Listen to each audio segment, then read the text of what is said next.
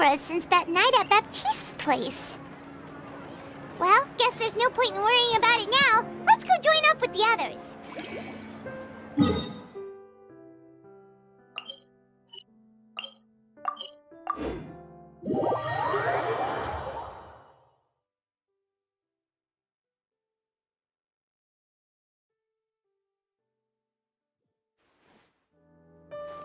Let's move out.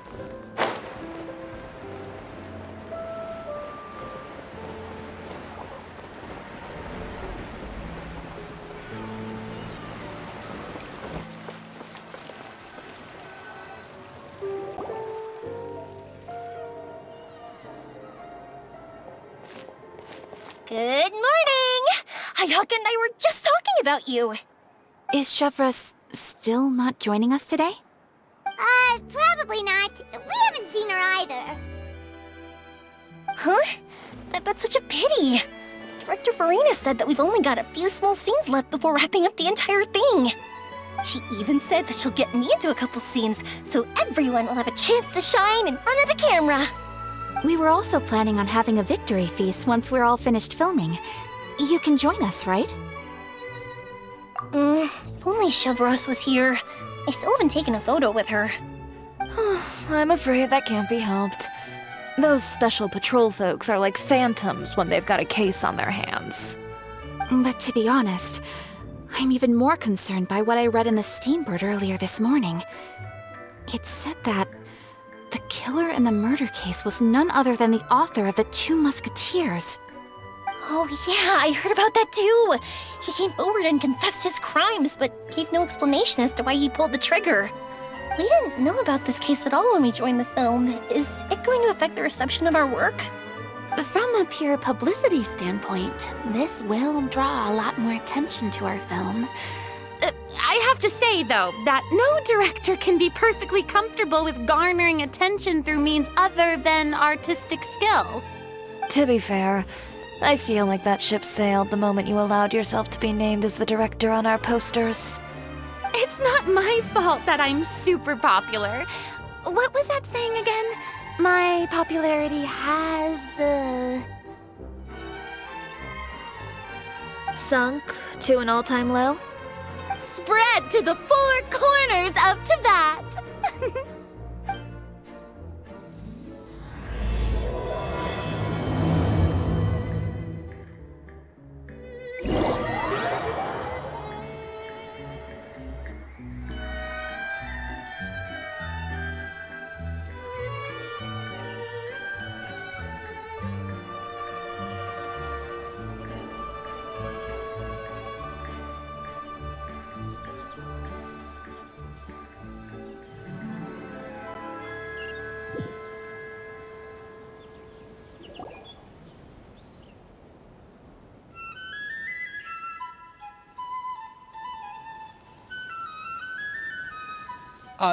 Excuse me, everyone. Xavier! Feels like it's been ages since we last saw you. I've been talking non-stop with the Film Association, and I'm absolutely swamped trying to coordinate the film's marketing. So forgive me for not being around more often, but please believe me when I say that I will make sure everyone's hard work gets the exposure it deserves. Oh, seems like you've been fighting your own battles. Yes, that's one way to put it. Oh, and before we begin the final round of filming, please allow me to finally introduce you to the original investor of our film, Mr. Morris. A pleasure to meet you all. Yes, glad to make your acquaintance, Mr. Morris. We've heard about the issues you've encountered with your financial situation, and genuinely hope that things have taken a turn for the better. Oh, well, the situation has, indeed improved somewhat. Don't worry, Mr. Morris. Accidents and last-minute challenges happen all the time. There's no need to blame yourself over it. The good news is that we're almost done filming now, and I would even say that this is the best story I've ever seen. Is that so? I see, that's great news.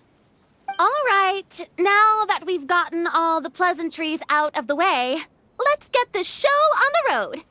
We'll mostly be filming typical people and scenery from the streets today to improve the sense of environmental ambiance in some parts of the film. Oh, and there'll be a cameo for Mr. Kamisato and Miss Yoimiya as well. They'll be used to show outsider perspectives on the fates of the two musketeers. That's right. Ayato should be here any minute. Excellent! Then let's start with the scenery shots. Camera and clapper loader, you're up. Yep, we'll be ready. Remember, all we need are some wide zoom shots of the streets. If you happen to find some particularly lovely patches of flowers and grass, feel free to grab some close-ups of those as well. Ready? Lights! Camera! Action!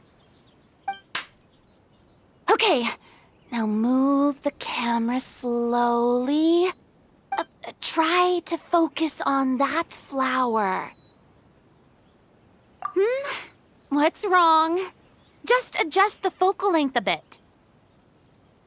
Something the matter?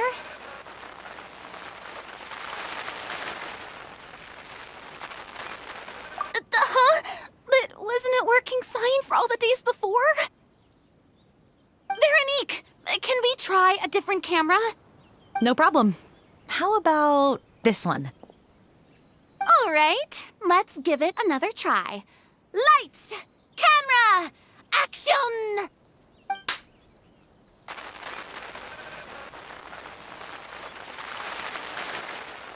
Don't tell me. This one is broken too? Veronique, do we have any other spare ones we can use? I'm afraid we only brought these two today. What? Then go find a workshop to get them repaired right away. Oh, and you too, Bono. Go find our spare camera in the warehouse and bring it back to the set. On it. Greetings, everyone. My apologies for the delay. Is something the matter, Ayaka? It seems like there are some issues with the filming equipment today. We're stuck for the moment. I see. Well, let's not just stand here twiddling our thumbs. Actors, to the makeup booth. We'll start on the next scene as soon as we get a working camera. The people at the workshop told me that the part which holds the lens in place seemed to have fallen off. That's super strange. It was perfectly fine just yesterday. Well, no time to dwell on that now. Let's get back to filming. Ahem! Quiet on set! Places, everyone! Lights! Camera! Action! By the way, have you heard about that recent murder case? Yes, I have. It seems that they've caused quite the commotion in the city.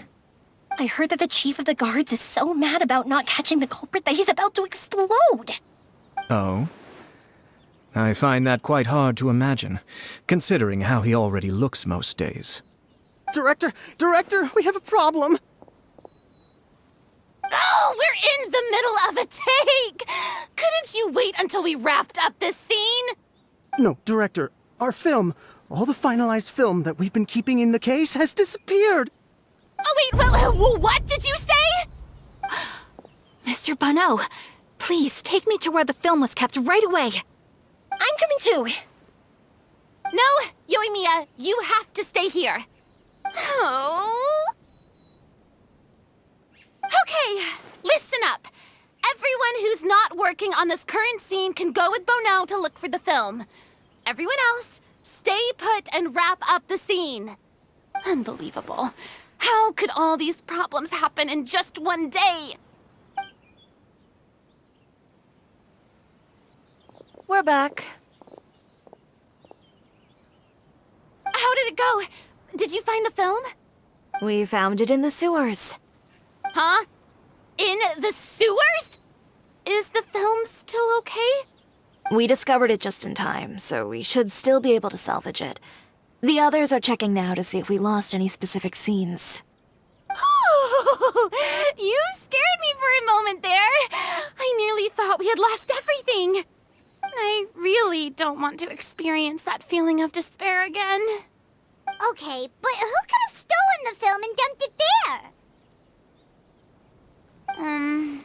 Could it be, some competitors working on other films? But if they wanted to harass us, why wait until the last day? Okay, we don't have time to really look into it right now. Let's strike while the iron is still hot and wrap this thing up once and for all. Yeah, let's finish it.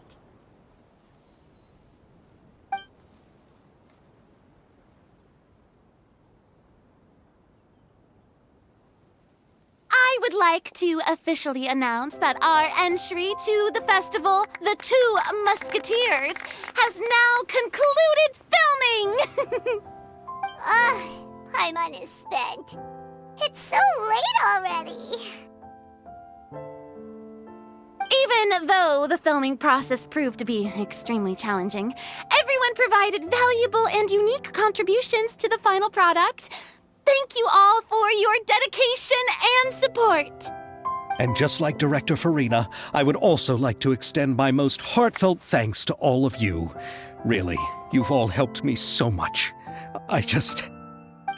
All right, let's save the awards speech for later and hopefully also get some rehearsals in before the real thing. Anyway, now it's time to party! Let's all make our way to the beach and have a celebration feast so loud and fun that even the blubber beast will want in. Party, party! Paimon wants to party!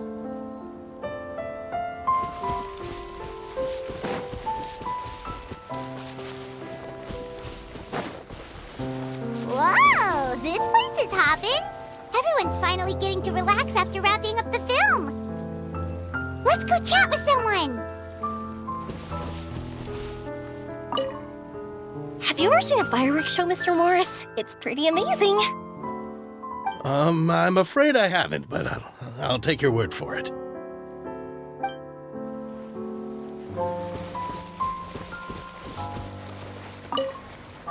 This is turning out to be quite the party.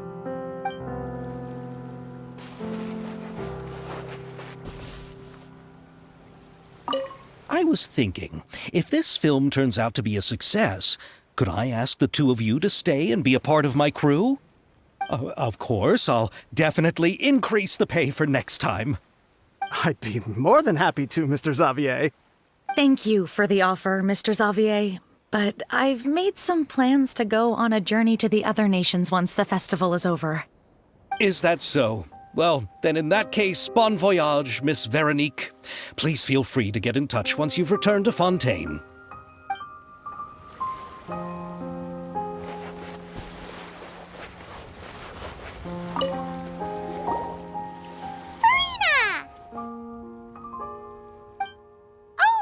My darling clapper loader and camera operator, you've both worked really hard.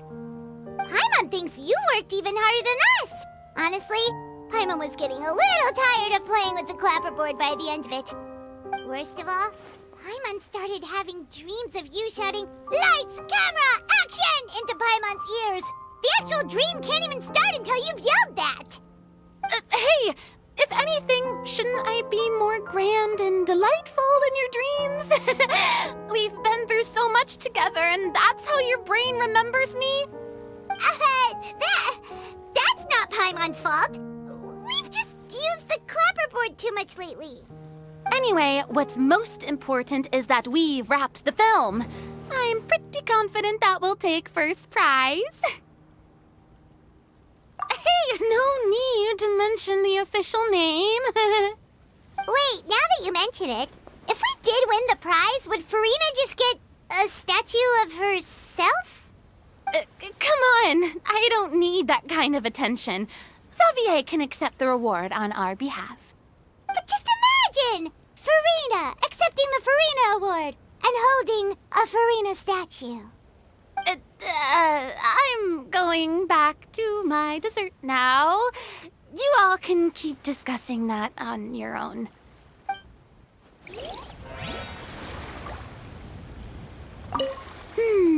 What kind of dessert should I try next?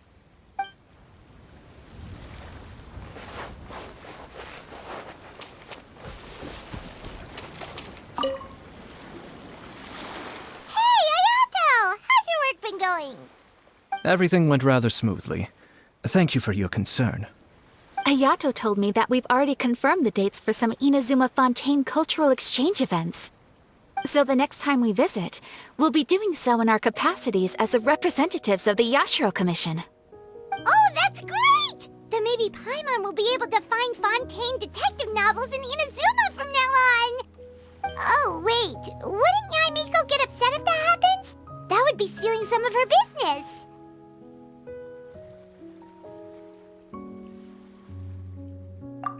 You've got a point. She's always complaining that light novels have become bland and too predictable after all. The cultural exchange won't only feature literatures of both nations, of course. We have also made plans for cross-cultural engagements in the fields of gourmet cuisine, toy making, and artisan craftsmanship. Wow, Paimon's getting super excited now! When the time comes, be sure to visit and participate in all the events.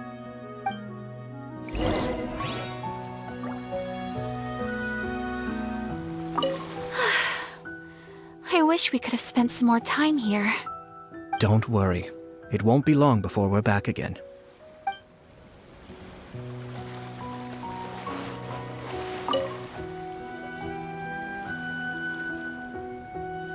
Chiori! Hey, you two. Are you not really into these kinds of big social occasions? Not particularly. But this is still better than Fontaine Fashion Week. But if this film becomes a big hit, people will definitely come flocking to your shop. Yes, that's highly likely. As long as the film can premiere as planned. Are you still worried about the case? That and all the obstacles we had to face today. You're right. It's as if all our bad luck just manifested at once. But why today of all days? No, it's nothing. We've already delivered the film to the editors, so there should be nothing more to worry about. How are you doing, Mr. Morris? You having a good time? Well, you could say that. Do you happen to know when the party is scheduled to end? Judging by how much fun everyone's having, I'd say probably not until well after midnight. Is there something that you still have to take care of at home, Mr. Morris? Oh, well, I'm just not a late night person, so I might take off shortly. Oh no! Silly me. I almost forgot something super important. Oh, what is it? I prepared a whole batch of fireworks for the party, but I forgot to bring them over from the warehouse. Fireworks, you say? Well, that's, truly a pity. Sorry things didn't go as planned. Could you help me carry them over, Mr. Morris? I won't be able to fetch all of them by myself. Me? Are you sure that you can't find anyone else? I just wanted to make this a surprise for everyone. The warehouse isn't far from here. We'll be there in no time. Pretty please, Mr. Morris. These are some of the best fireworks I've ever made. So I also want you to see them before you leave. They're stunning. I promise that they'll be a once-in-a-lifetime experience that you'll never forget. But... It's okay. Just come with me. If we're sneaky enough, nobody else will see us leaving. all right. The warehouse is right over here. I moved the fireworks there in advance, so it shouldn't be too much work bringing them back. It's still a ways away from the party. Sorry about that, Mr. Morris. It's probably because I'm used to carrying fireworks all the time, so it doesn't feel like a lot of work to me. Shh! Don't let anyone else see us. I still want it to be a surprise.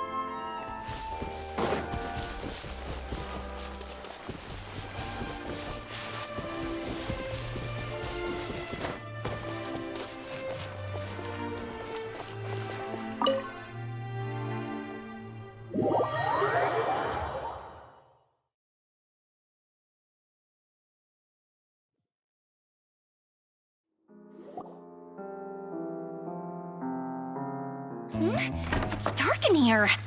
Wait here, Mr. Morris. I think the light switch should be somewhere over here. Why did I have to get roped into this? What was that?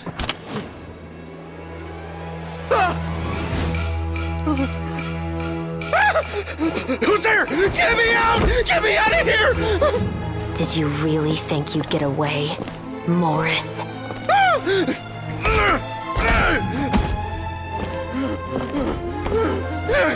You've got the wrong guy! It wasn't me! I'm not the killer! You know, Eliza died a far more heroic death than this. She fought your assassin to the end, to save the children she had hidden beneath the floorboards.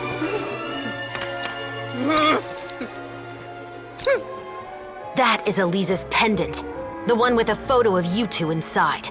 The one you gave her. Ring any bells? It's a fake! It has to be! There's no way! No way your assassin didn't destroy it, you mean?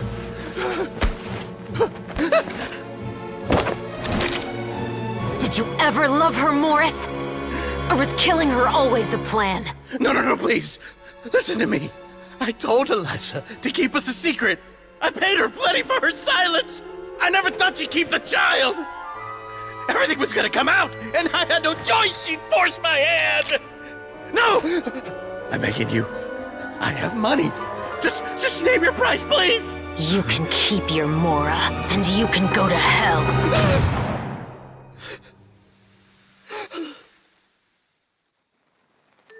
I'm Captain Shovraz of the Special Patrol. Morris, you're under arrest for Eliza's murder.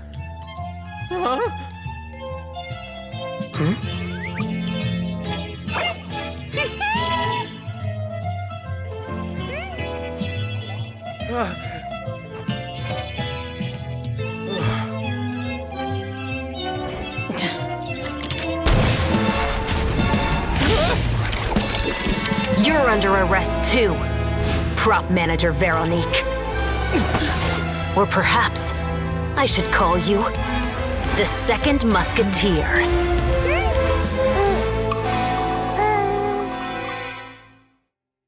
Wait, what's going on? This wasn't in the script. Drop the gun, Veronique. Why? Why would you keep me from exacting revenge on this heartless monster? Drop your weapon. This is my final warning.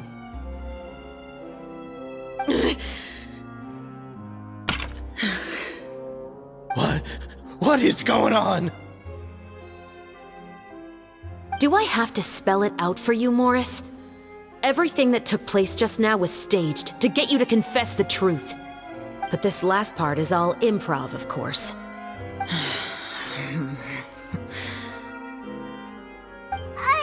Shivras, you told us you wanted us to help you stage a play. You never said anything about the Second Musketeer. It's because even I had no way to confirm my theory until now. Thank you for your performance, Yoimiya. Could I trouble you to go and bring in the other Special Patrol members? They should be on standby just outside. Oh, and please tell the other cast members not to worry about us. We'll be rejoining them shortly. On it!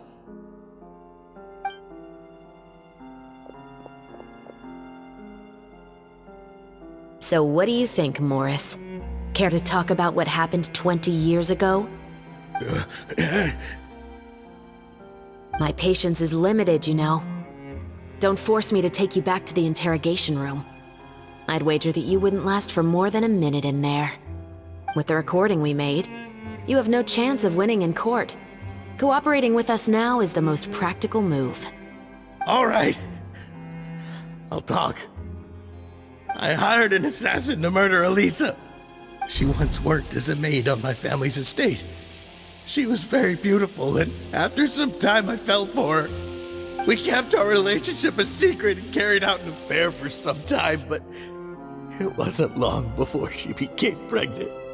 And if my parents ever found out, they would have stripped me of my inheritance and status, driven me out of my home. I also didn't expect Eliza to insist on bringing the pregnancy to term. She even asked me to leave my family and travel far, far away with her. She believed that you were truly in love with her. I didn't have a choice. I gave her a large sum of mora, told her to leave the family and to get rid of the baby. But then years later, she sent me a letter that there were photos of 2 children, and she even asked if I could find some time to visit them. Huh? 2 children? Paimon thought Baptiste was the only... you mean... Even if she had the children against your will, you could have just ignored the letter entirely. Why kill her? I had just gotten engaged to be married to an heiress from another wealthy family.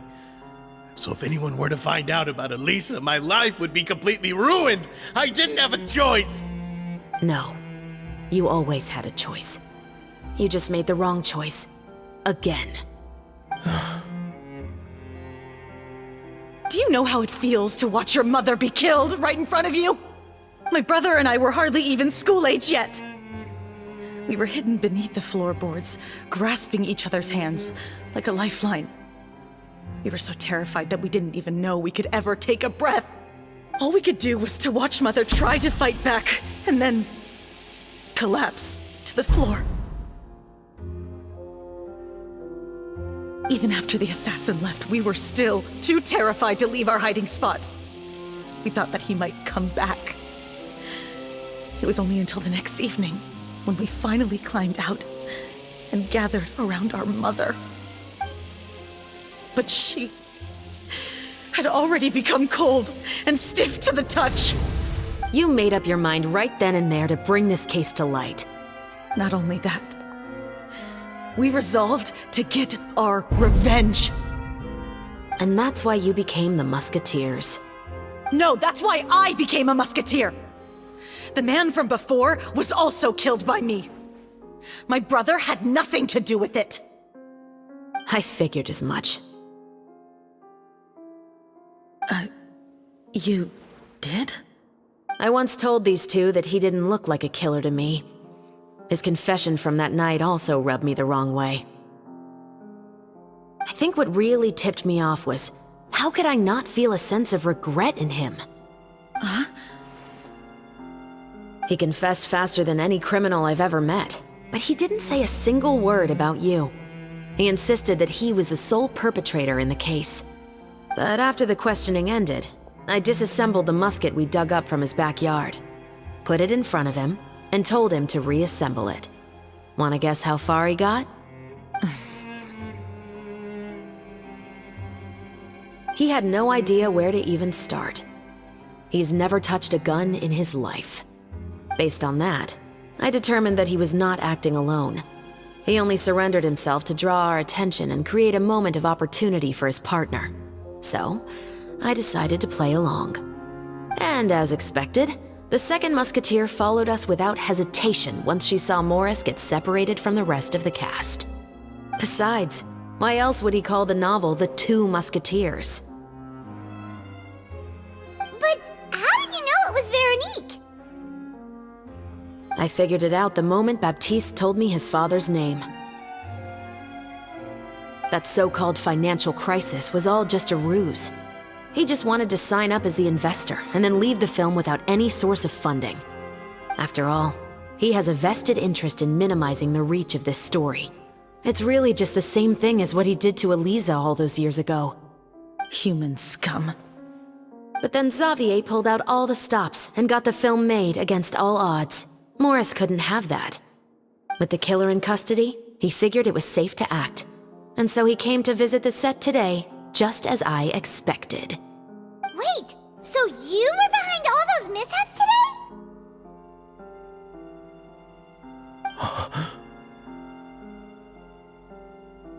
As for the identity of the second musketeer, I assumed they'd probably stay close to Morris and look for an opening.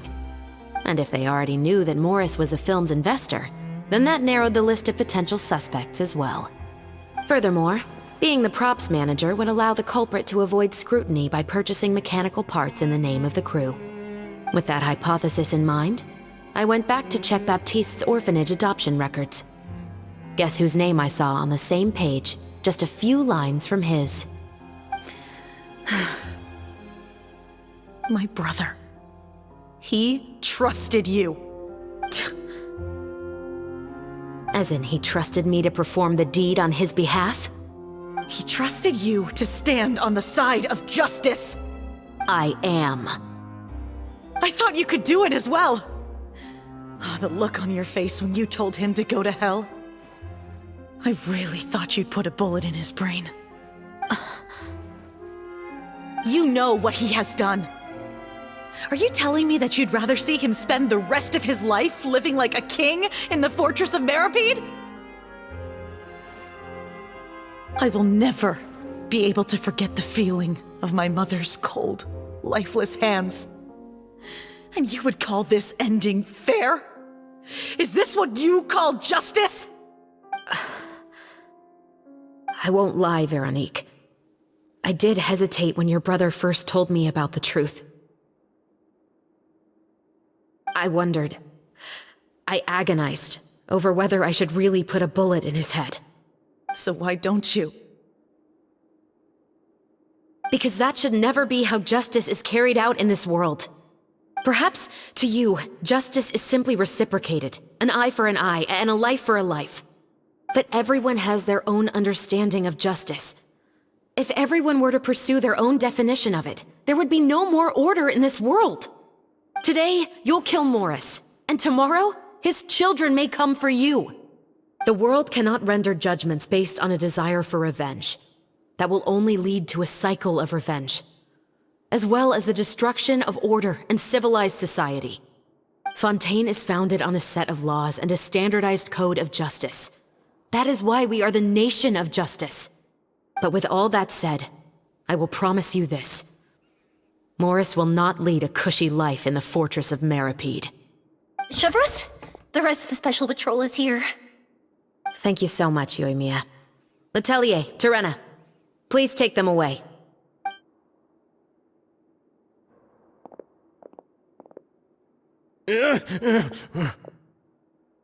I still can't agree with your reasoning.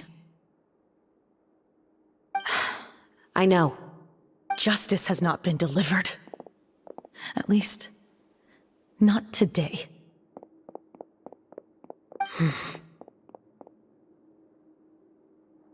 HoYoverse.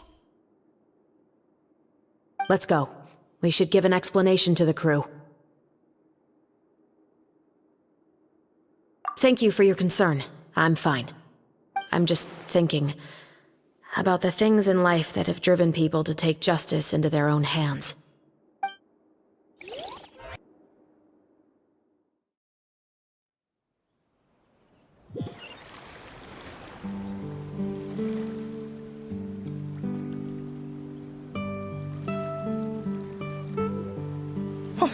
Who would have thought Morris would turn out to be... I'm at a loss of words. How could he have done something like this? I'm just glad that you're all safe and sound. Who knew that such a labyrinth of cases would be behind this story? Well, what should we do now? We have a finished film, of course, but should we still go ahead with the premiere? What do you mean? Shouldn't you be even more motivated to spread the word now that you've learned the truth? Chiori is right. I'd also like more people to see this story for themselves. But the real ending of the story seems to have deviated somewhat from the one in the script. Is that still acceptable to you, Miss HoYoverse? The call is yours. We still have time to reshoot an ending if that's what you'd like. No, it's fine as is. I like what we have for the catharsis. Romanticism is what gives works of art their appeal. Fiction is able to explore means of restitution that could never work in real life. Just like the real world, the world of stories also has its own set of rules and justice. These different possibilities are what initially drew me to reading in the first place. Sounds good to me. I support your decision. What about Veronique? Will she be okay? She will soon face her judgment alongside her brother and Morris. If I had to guess, they'll probably all be sent to the fortress of Meripede. I'll make sure to give Risley a heads up about it. Oh, you mean that kind of heads up? Exactly. Ahem. All right, then the matter's settled. Now that everything's been taken care of, there's no reason for us to keep looking all gloomy and grumpy. Let's get back to the feast and enjoy each other's company. We'll be starting the post-production process tomorrow. You should join us, HoYoverse. You missed the first few hours of the party, didn't you? All right. Count me in. Then I'll wait for you over there. There's still some good news that I'd like to share with HoYoverse. Traveler, Paimon, could you wait for me by the sea after the party ends? I'd like to go on a brief walk with the two of you. Thank you very much.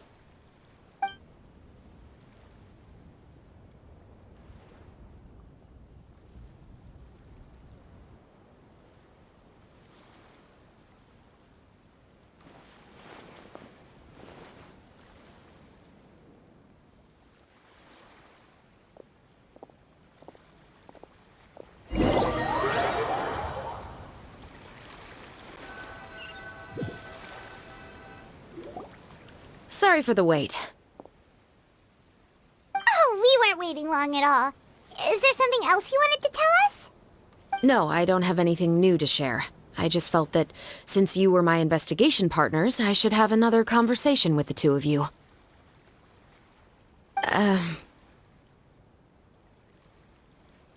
Traveler, how would you have responded to Baptiste's request if you were in my shoes?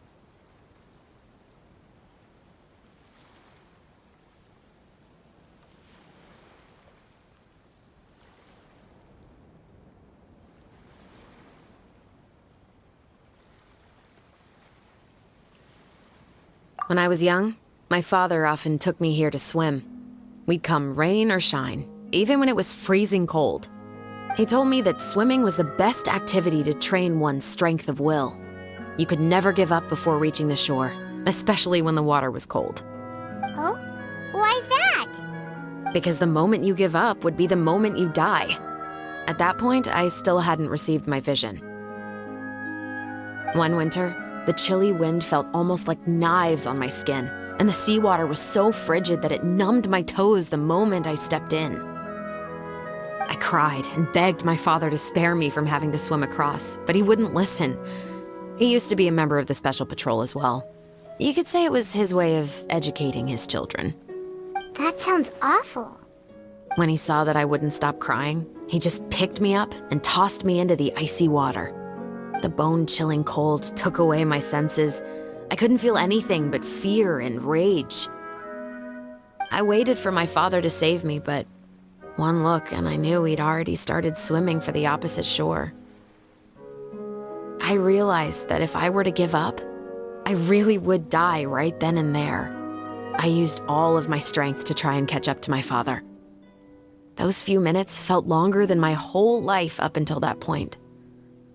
I did, however, make it to the other side. I've never felt afraid about anything in my life after that, nor have I ever cried again. That way of teaching would have never worked on Paimon. Yeah, I don't think that was the right method for anyone. It's just that, working now as I am in the pursuit of justice, I still sometimes feel like I've been tossed into that winter sea all over again. The anger and the helplessness. HoYoverse. But the worse I feel, the more I know to never give up. The alternative would be to forever lose myself among the waves. Anyway, how about a race? Neither of us will drown, but we can still see who swims faster. You guys go ahead! Paimon will grab the clapperboard to mark the start of the race.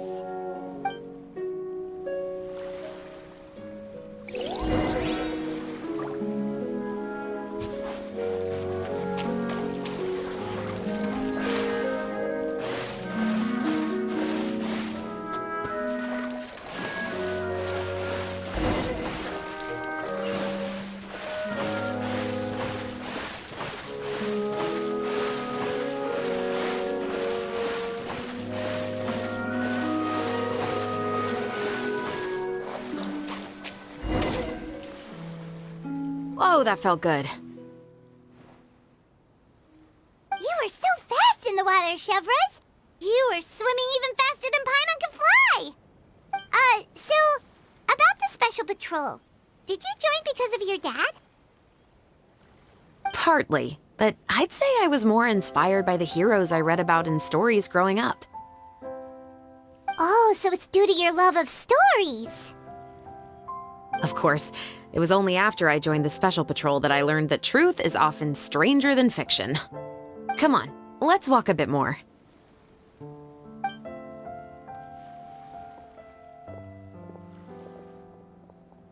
To be honest, I do sometimes question whether the decisions I make are the right ones. But I know that no matter what, I must keep swimming. Because the only thing I've got my eyes on is the shore in the distance.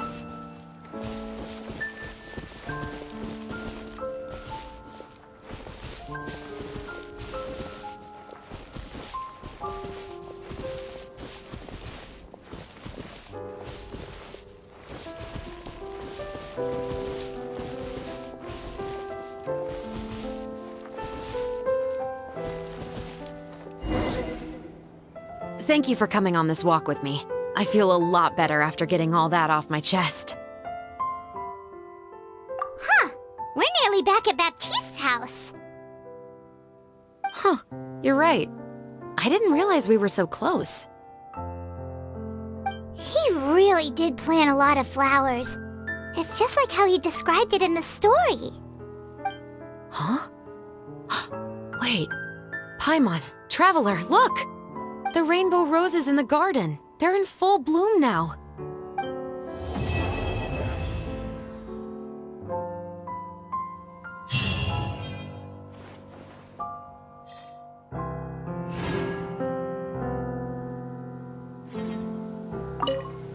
Even though it's a bit late, I must thank you for investigating this case with me.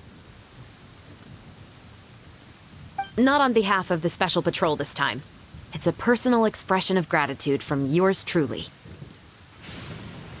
Oh, you want to hear more about my father? To be honest, I didn't spend that much time with him. He was always busy with the Special Patrol, so he would often return home really late at night. Some nights, he didn't come home at all. Once, he didn't come home for a long time, maybe a whole week or so. When I went out to buy food, I learned that he had become a criminal, and by extension, that made me a criminal's daughter.